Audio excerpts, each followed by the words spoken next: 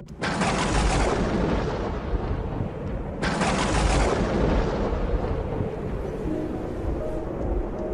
ce temps-là, Jésus se rendit dans la région de Tyr. Il était entré dans une maison et il voulait que personne ne sache qu'il était là. Mais il ne réussit pas à se cacher. En effet, la mère d'une petite fille possédée par un esprit mauvais avait appris sa présence et aussitôt, elle vint se jeter à ses pieds. Cette femme était païenne de nationalité syro-phénicienne et elle lui demandait d'expulser le démon hors de sa fille. Jésus lui dit, « Laisse d'abord les enfants manger à leur faim, car il n'est pas bien de prendre le pain des enfants pour le donner aux petits chiens. » Mais elle lui répliqua, « C'est vrai, Seigneur, mais les petits chiens sous la table mangent les miettes des petits enfants. » Alors il lui dit, « À cause de cette parole, va, le démon est sorti de ta fille. » Elle rentra à la maison et elle trouva l'enfant étendu sur le lit. Le démon était sorti d'elle. Acclamons la parole de Dieu.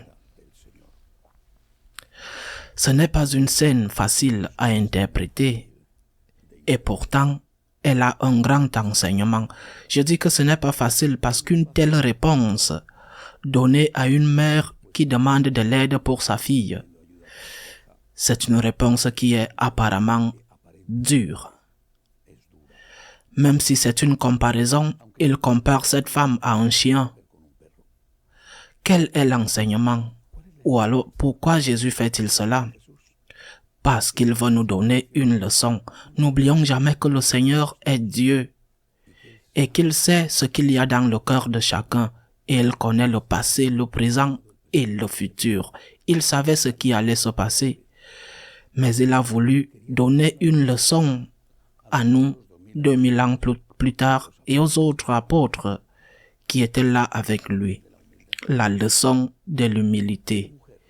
Cette femme réagit à une apparente impolitesse avec une immense humilité. Elle ne dit pas « Et toi, juif qui est sur mon territoire, tu viens de me traiter de chien ?» Elle ne dit pas cela.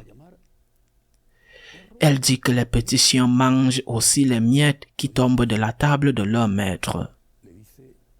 L'humilité, voilà l'enseignement. Et il est également frappant que Jésus ne dise pas à la femme, « Va-t'en, à cause de ce que tu as dit, le diable est sorti de ta fille. » Non. Il ne lui dit pas que c'est à cause de sa foi que sa fille est guérie. À cause de son humilité. Bien qu'il ne le mentionne pas. Parce que l'humilité est un ingrédient de la foi. Tu ne peux pas avoir la foi et ne pas être humble. Si tu n'es pas humble devant Dieu, tu n'as pas la vraie foi. La personne humble, la personne qui croit vraiment en Dieu, est consciente que Dieu est Dieu, que Dieu est grand, que nous ne sommes rien devant Dieu. La personne humble est consciente que nous devons tout à Dieu et que ce que nous demandons, nous le supplions, nous ne l'exigeons pas.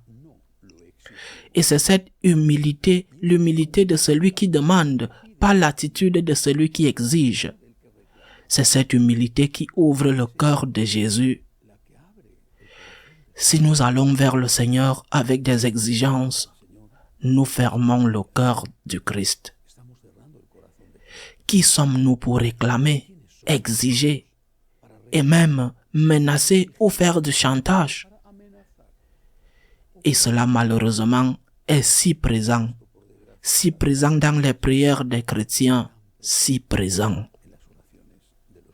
Ils ne s'en rendent pas compte, bien sûr, mais c'est là. Et on le remarque quand, après une raison ou une autre, on ne te donne pas ce que tu as demandé. Quelle colère, quel éloignement de Dieu, quelle rancœur.